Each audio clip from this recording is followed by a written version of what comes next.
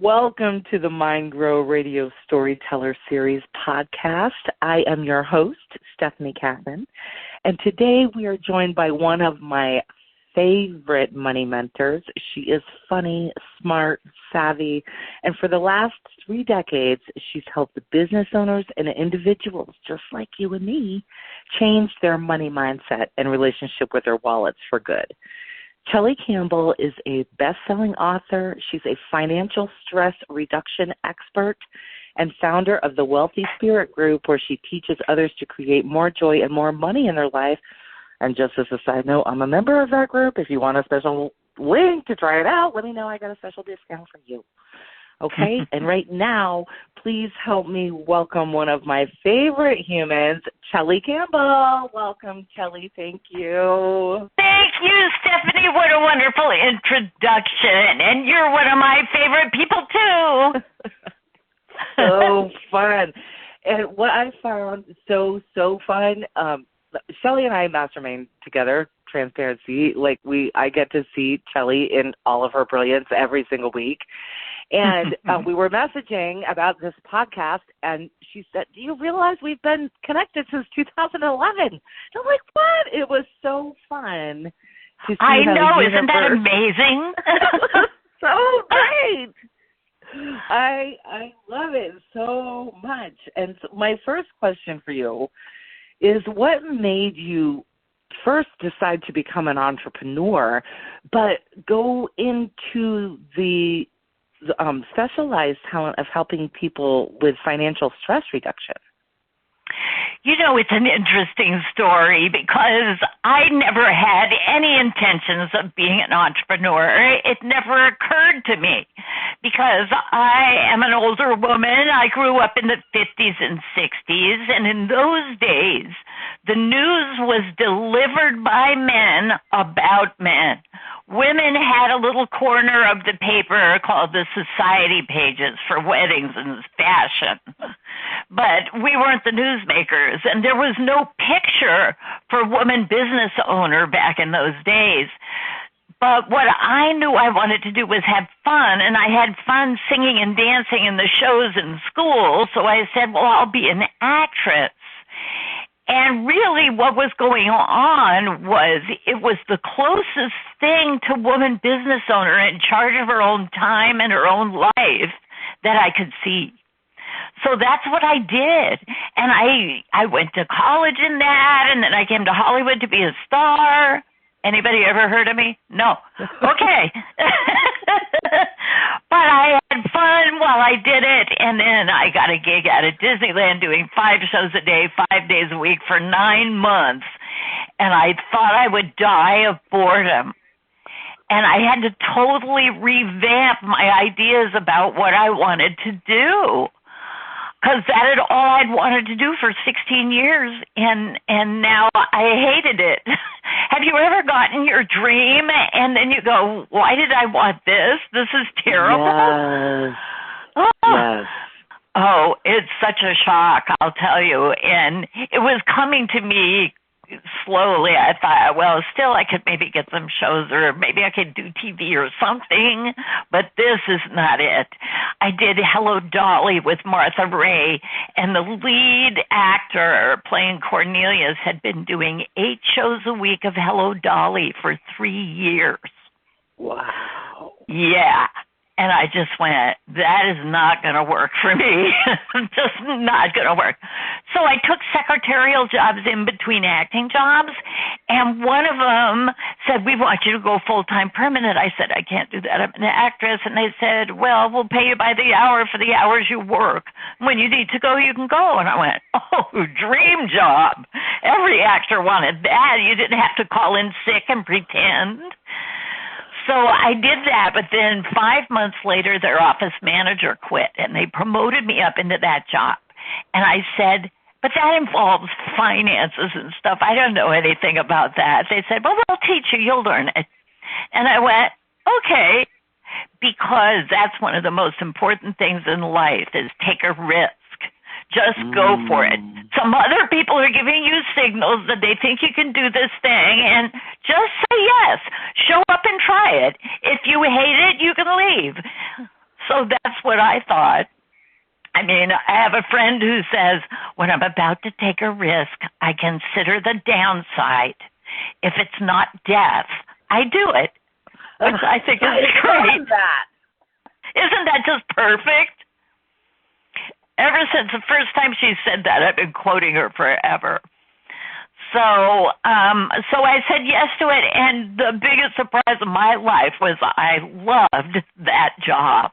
I loved the money. I loved tracking the money, and I kept having ideas about their business. It was executive search, and I guess, you could do this instead of that, and we'd save money. You could do this over here and make some extra money on the side. I mean, I just had a natural facility for it, which I slept through math class in high school. Okay, so this was a big, giant surprise.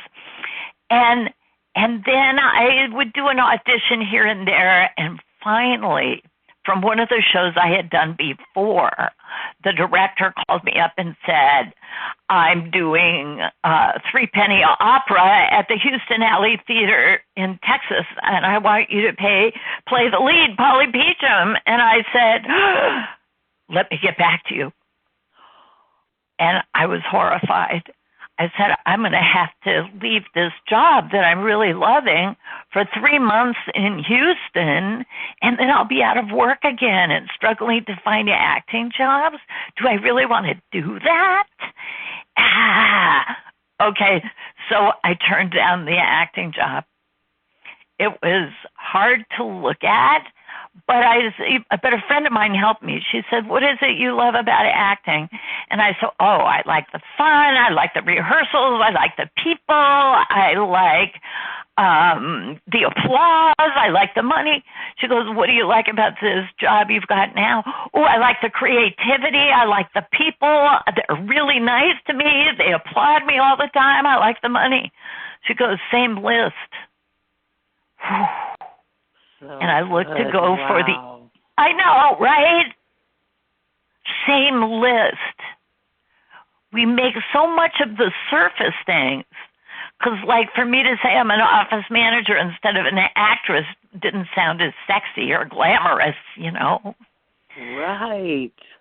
But I liked the work. What an awareness to have. I just want to stay on that for a second, because a lot of times what you did was you followed your gut, so to speak, that intuition, that thing that said, what is better for me in this moment? Where is my joy going to be? And what most of us do is we say, what should I do? What does this one need me to do? What do my responsibilities say I have to do? Right. And we base our decision on that. So what you're saying is just so good. And you didn't know, you took a leap. Yeah. You leaped out of what you thought was your dream, but you were actually just creating a bigger dream so you could make a bigger impact. I was creating the same thing in a different form. I was creating the real goal instead of the surface goal. Yeah, so good. Yeah, that's what happened.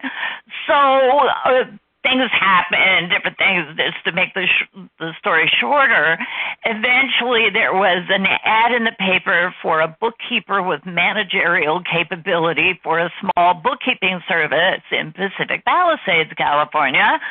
And so I applied for that. And they hired me to run this. It was a very tiny company. It was one other person and me. And they were in a mess because the real bookkeeper had quit 6 months before, and the owner's wife was trying to do it, and she wasn't a bookkeeper. So I had to handle a lot of angry people and stuff, but I thought, this is an interesting job, and it got me out of the last job that wasn't good. But if I can't grow this business, it's a dead end. So I started looking around, how can we get some more customers in here? And then I got good at networking and going around and saying, I did bookkeeping, and when somebody needed bookkeeping, I could sell it to them because I knew we did a good job. So we added 4 more people to our staff that year. And the 2 owners who were attorneys and didn't work in the bookkeeping service at all, they called me into their office and they said, you act like an owner. We think you should be one. So here's 20% of the business. Ah! That was the entrepreneurial light bulb going on for me. I was 35 years old, and that's when I went, oh, I could be an owner, and then I make some profit on top of the salary. I like that picture. So Wow. at that moment, we were doing about $80,000 a year in sales, and 4 years later, we were doing $450,000. I had 13 employees, and I bought the partners out. That is so amazing. Yes. And then what we is really what is really standing out for me in that story is that you took the risk, you showed up as the best version of yourself, and amazing things happened as a result of that. Yes. Then I crashed and burned. Okay? We had one client that was 75% of the business. And 9 months after I bought the partners out, that client left with 2 weeks' notice. Wow. Oh, yeah. I was in the toilet financially. Excuse me. I'm getting all choked up. It was one of the worst things that ever happened, but also there are always good things that happen out of things like that. I had to save myself. I had an opportunity to be in a small business administration program where they matched up-and-coming women business owners with business owners who were women who were making millions of dollars. So I got into that program, and I saved myself. And what an amazing job you did, because you created something and built something that is so tremendously impactful. And my next question to you kind of leads in right now, and I have to ask it, because did you have any idea way back then, when you were just starting out, the kind of impact that you would be having on the world, like the amount of people that you would touch with what you do? I'll tell you when that happened. After I crashed and burned and had to recover, and I learned all kinds of tools for doing that, and then people who knew me started calling me up and saying, I'm in trouble, and I know you were in trouble last year and you saved yourself somehow. How did you do it? And I started coaching. And then also during the bookkeeping service years, I would send financial statements to clients. And I knew from talking to them, they didn't read them. They didn't know how to read them. They didn't see the gold in the financial statements, like you're really blowing it over here. You're losing money on this product. Get rid of it. And you're really making a lot of money over here, and you're not paying any attention to it. So I had started calling my clients to tell them those things. And 3 people in the same week who didn't know each other said, you should be teaching this. And when I hear a message from people who don't know each other and it's the same message in a short period of time, I think it's a message. So I said, yeah, I could teach. And I started looking around and I said, people aren't getting financial literacy in the schools. If their parents don't, they're leaving it up to the parents to teach you, but the parents don't know either. So how are they going to learn how all this works, how to budget? And all of I had to reframe everything because I'm a singer, dancer, actress, right? It's all about fun. So I put the fun back into funds. I love that. The fun back in funds. Yeah, I wanted to make it fun. So budget stands for baby, you deserve getting everything. So, and there's no financial people out there being fun. It's all bankers and loan officers and financial planners who are all invested in you saving your money for retirement. Well, you know what? If you're not making any money, you don't have any to save for retirement. And why the hell is retirement the goal anyway? If you're having fun doing what you love, you don't want to retire from it. I'm going to be 75. I am not retiring. Thank God. So, yes, I have lived a life of sheer delight for the last 33 years teaching the 8-week financial stress reduction program I invented with lots of tips from my own life. If you're in debt, if you're struggling, if you need more business, how to sell, all of those kinds of things. And the goal in life is to have fun doing what you do every day. Now, that doesn't mean every bit of it is fun. I mean, you know, sometimes you got to write a blog and you don't feel like it, or you have to learn some technical challenge or whatever. But for the most part, when you help somebody else win in life, it's the most fun ever because you feel like it happened to you. So you help 10 people today, and you feel like all that joy just happened to you. You've multiplied your happiness by 10.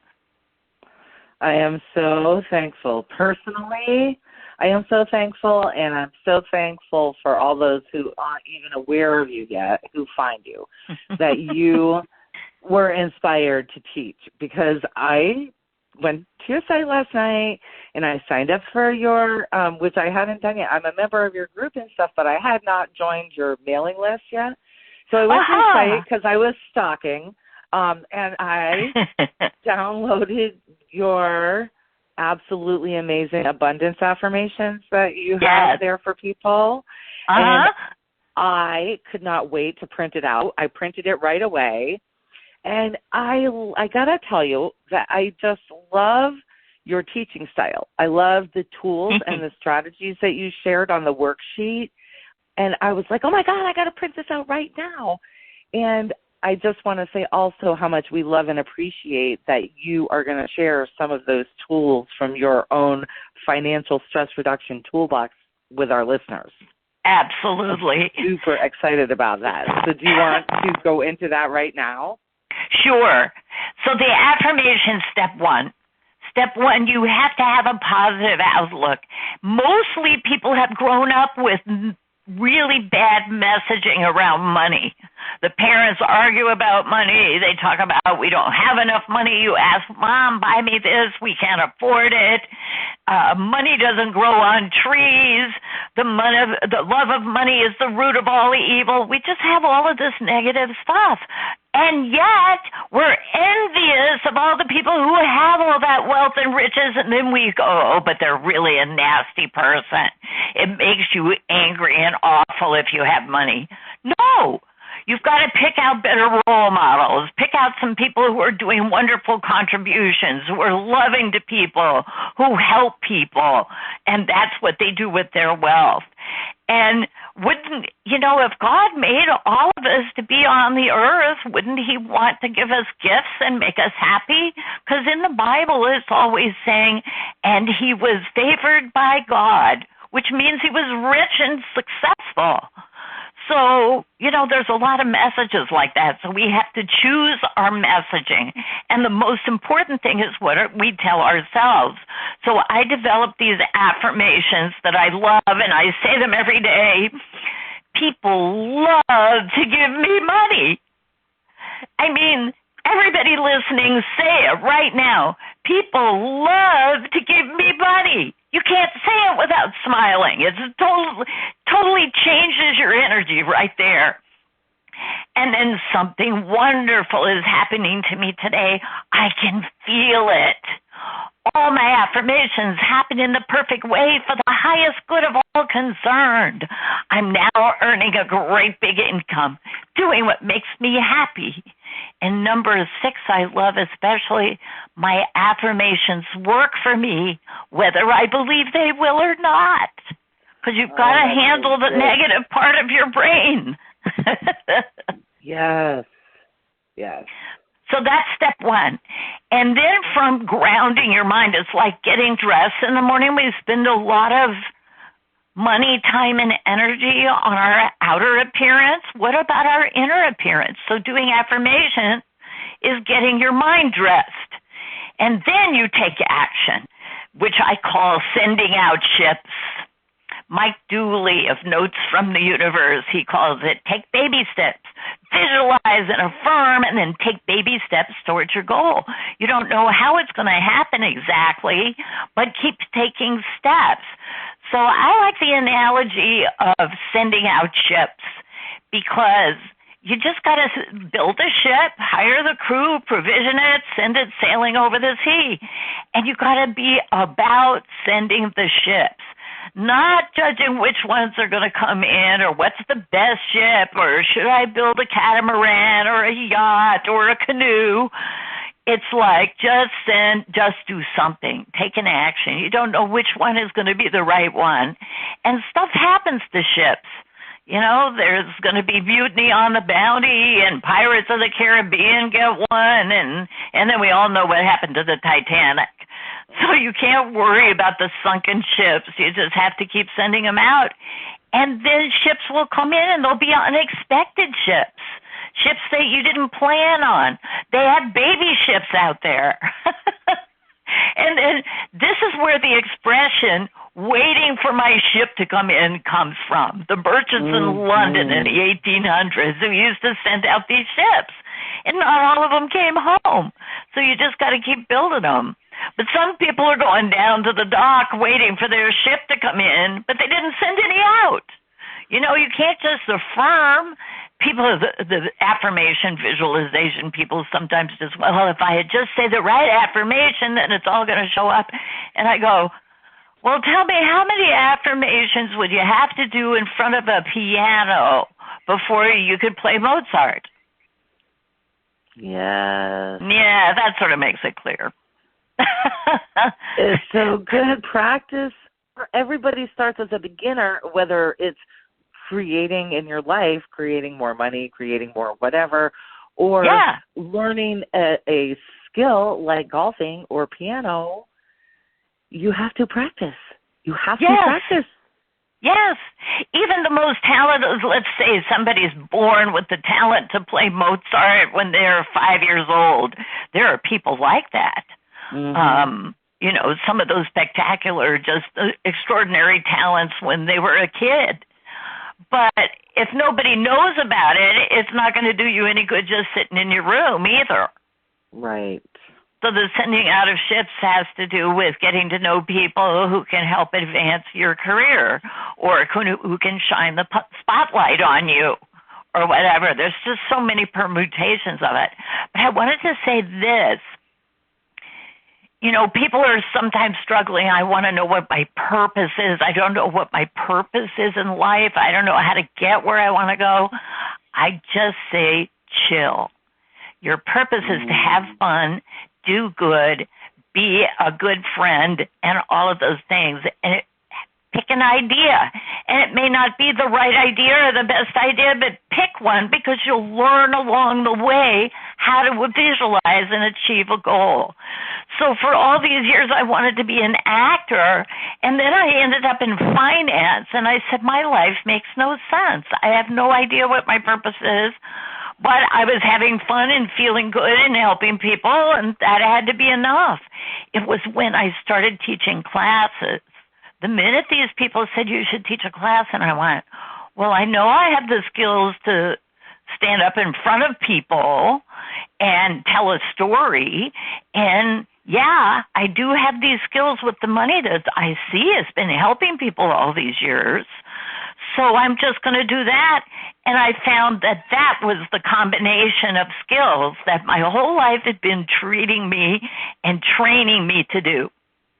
So the minute I started teaching class and saw people have extraordinary results, I went, oh, this is it. And that's why I've been in love with my life for 33 years.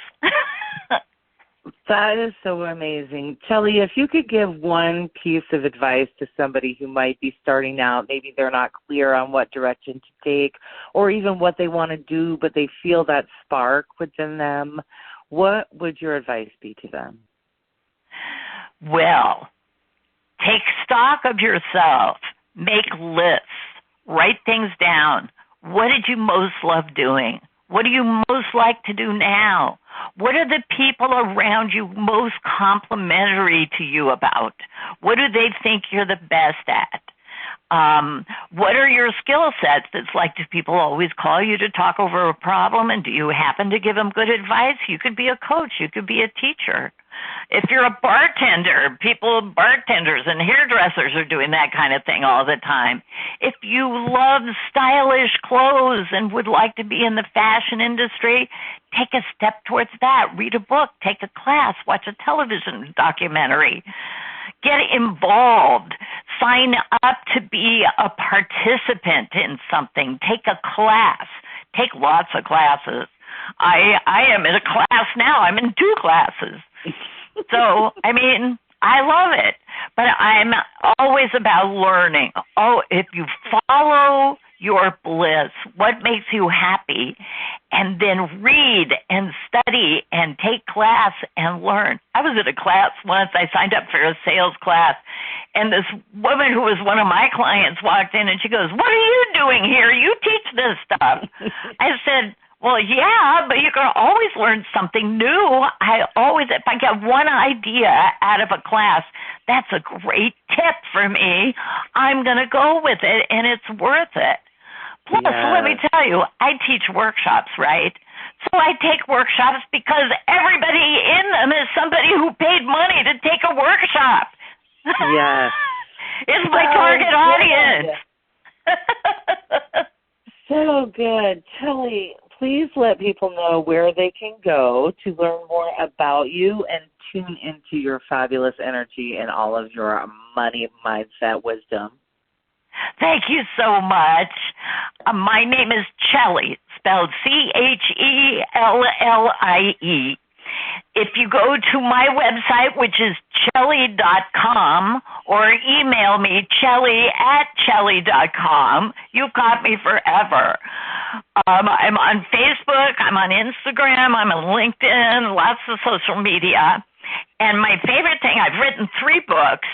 They're all available at all the bookstores. My number 1 book is The Wealthy Spirit, and it's a page-a-day book. And I made a Facebook group where all of us are reading a page every day. Monday through Friday, I do a 10-minute video on the page for that day with secrets and tips and background story to the page, which is really fun. And it's $47 a month to belong to that group. So you get a little daily training from me.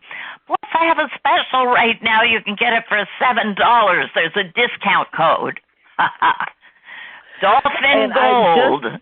Just to put it out there, so you listeners know, me and several other of my high impact friends are also members of Chellie's group because we know that what she has to share is super, super valuable. So go tune into her however you can, but just tune into her energy because you're going to be so, so, so glad you did. This has been so valuable, Chellie. Thank you so much for being here today with us in the Mind Grow studio, sharing your brilliance. And thanks to our listeners for tuning in and spending this time with us. If you want to join me over in Chellie's paid group, message me, drop me a link, send me a message. We have a special coupon code for you so you can try it for $7. Yes. And I'm your host, Stephanie Kathan. And until we meet again, keep shining in your brilliance because you are so much more than you think you are. We will see you on the other side. Thank you so much, Chellie. We love you. Thank you, Stephanie. I love you back. You are fabulous. Bye, everybody.